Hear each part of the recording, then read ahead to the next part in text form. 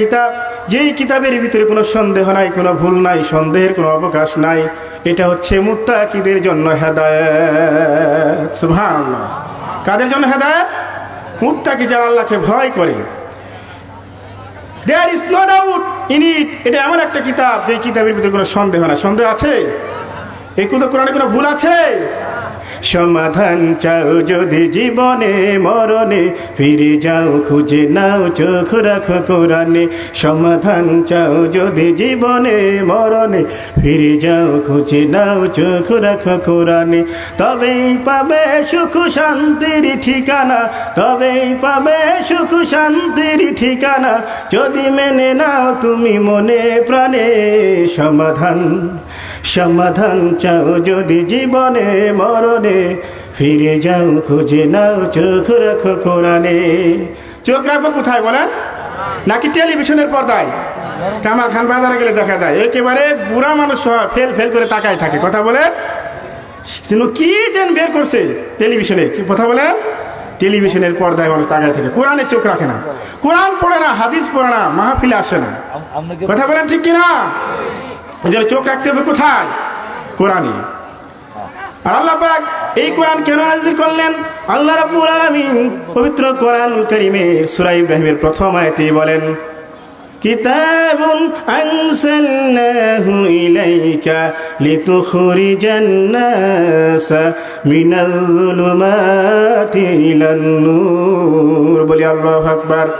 এই কিতাব আপনার প্রতি জন্য নাযিল করেছি যাতে আপনি মানুষকে অন্ধকার থেকে আলোর দিকে নিয়ে আসতে পারেন, পথহারা মানুষকে পথ দেখাতে পারেন, গুমরাহির অন্ধকার থেকে ঈমানের আলোতে নিয়ে আসতে পারেন, জাহান্নামী মানুষদেরকে জান্নাতি মানুষ বানাতে পারেন, মানুষকে মানুষের মতো মানুষ বানাতে পারেন। এই জন্যই আপনার প্রতি কিতাব নাজিল করেছি। এই কোরআন এসেছে মানুষকে মানুষের মতো মানুষ বানাতে। কথা বলেন ঠিক কিনা? মুসলমানের ঘরে জন্ম হলে কি সে মুসলমান? বলেন। চৌধুরী বংশে জন্ম হলে চৌধুরী বলে, ব্রাহ্মণের ঘরে জন্ম হলে ব্রাহ্মণ বলে, শূদ্রের ঘরে জন্ম হলে শূদ্র বলে। কিন্তু মুসলমানের ঘরে জন্ম হলে কি সে মুসলমান? খতনা করেছে এই জন্য কি সে মুসলমান?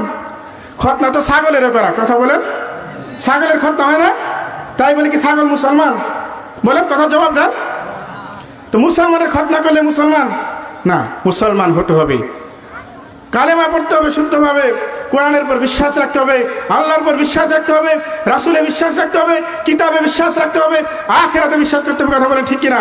এরকম মৌলিক 7টি বিষয় রয়েছে যেগুলোর প্রতি ঈমান আনলে আপনি মুসলমান হতে পারবেন, তাছাড়া হতে পারবেন। আর এই কোরআনে যদি কেউ ভুলভাল কিছু চিন্তা করে, কোরআন বিরোধী কোনো কথা বলে, কোরআনের কোনো আয়াতকে অস্বীকার করে, সে কাফের হয়ে যায়। কথা বলেন ঠিক কিনা? আল্লাহর প্রিয় বান্দারা, এই জন্য জীবনের সর্বক্ষেত্রে কোরআনকে অনুসরণ করতে হবে, কোরআনের বিধানকে মেনে নিতে হবে।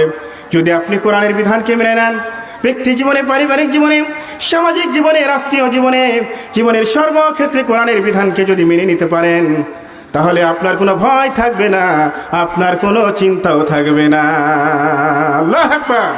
আল্লাহ রাব্বুল আলামিন বলেন, ফামান তাবিআ হুদায়া ফালা খাউফুন আলাইহিম ওয়ালা হুম ইয়াহজানুন।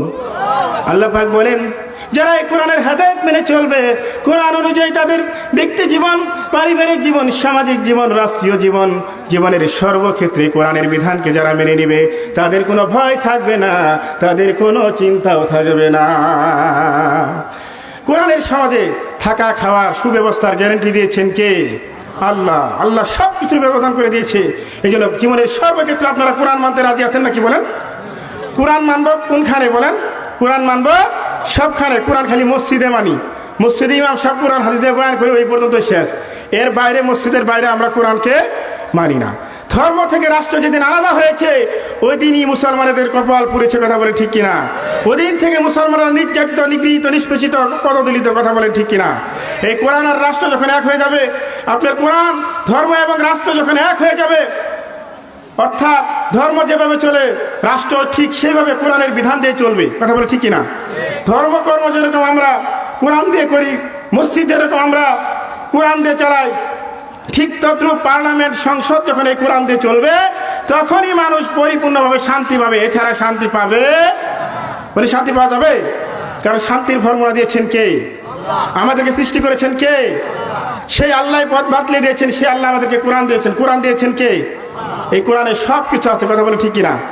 কোরআনে কোনো কিছু বাদ আছে? আল্লাহ রাব্বুল আলামিন সূরা নাহলের 89 নম্বর আয়াতে বলেন, আরসালনা আলাইকাল কিতাবা তিবয়ানাল লিকুল্লি শাই ওয়া হুদান ওয়া রাহমাতান ওয়া বুশরা লিল মুসলিমিন। বলি আল্লাহু আকবার। এই কিতাব আপনার প্রতি নাজিল করেছি, যার ভিতরে আমি সব কিছু পুঙ্খানুপুঙ্খভাবে খুলে খুলে বিশদ আকারে সব কিছু আমি বর্ণনা করেছি। এই কিতাব হচ্ছে হেদায়েত, রহমত এবং সুসংবাদ মুসলমানদের জন্য। বলে আল্লাহু আকবার। যারা মুসলমান তাদের জন্য এই কিতাব হেদায়েত, রহমত, সুসংবাদ। বলে সুবহানাল্লাহ। আল্লাহ রাব্বুল আলামিন পবিত্র কোরআনুল কারীমের সূরা আনআম 38 নম্বর আয়াতে বলেন, মা ফাররাতনা ফিল কিতাবি মিন শাই। এই কিতাবের ভিতরে আমি কোনো কিছুই বাদ দেই নাই। কোনো কিছু বাদ দিয়েছেন? অনেকে বলে কোরআনে এটা নাই সেটা না, বিভিন্ন কিছু বলে, অনেকে বলে না কোরআনে সব আছে, কিন্তু আপনি জানেন না, আপনি মানতে চান না। উমরের দিল নিয়ে মাহফিল আসতে হবে। হযরত উমর যেরকম কোরআন শুনে হেদায়েতের ইচ্ছা ছিল, আল্লাহ তাকে হেদায়েত দান করেছে, কথা বলে ঠিক কিনা? আর আবু জেহেল মার্কা হৃদয় নিয়ে যদি আসেন, কোরআন থেকে হেদায়েত পাবেন। গিরিশচন্দ্র সে কোরআনের অনুবাদ করেছে, কিন্তু হেদায়েতের ইচ্ছা করে নাই, হেদায়েতের তামান্না ছিল না, সে হেদায়েত পায় নাই। এই জন্য যারা কোরআন গবেষণা করতে আসবে হেদায়েতের নিয়তে, আল্লাহ তাদেরকে হেদায়েত দিয়ে দিবেন, কথা বলেন ঠিক কিনা?